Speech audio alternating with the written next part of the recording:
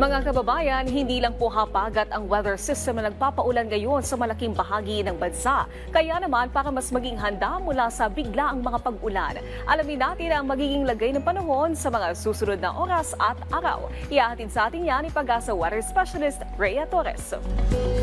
Magandang araw po sa ating lahat. Narito ang latest na weather update ngayong araw. Sa kasalukuyan po ay patuloy ang pag-iral ng habagat sa malaking bahagi ng Luzon. At dahil po dyan ay asahan po natin ang maulan na panahon sa Ilocos Region, Batanes at Babuyan Islands, pati na rin sa Abra, Zambales, Bataan at Palawan. So doble ingat sa mga kababayan natin dyan sa mga posibilidad ng mga pagbaha, pati na rin po yung pagguho ng lupa. Dito naman po sa Metro Manila and the rest of Luzon, inaasahan po natin na magpapatuloy pa rin yung partly cloudy to cloudy conditions at kung may mga pagulan man ay mga panandalian po ito na rain showers na mas madalas po sa hapon o sa madaling araw dulot din po na epekto ng habagat.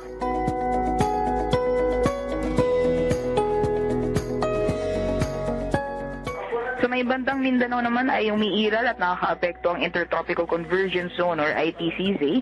At dahil po dito magiging maulan din ang panahon sa Zamboanga Peninsula, Soc-Sargen, BARMM, Davao Occidental, Davao del Sur at sa Davao Oriental. And for the rest of the country naman po ay inaasahan natin magpapatuloy ang generally fair weather conditions, liban na lamang yung mga biglaang pag-ulan pagdating sa hapon o sa gabi, dala ng mga localized na thunderstorms.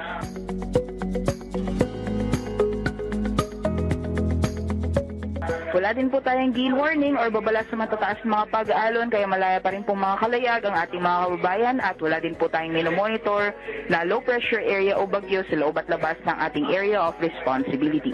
At ito po ang latest sa ating mga dam.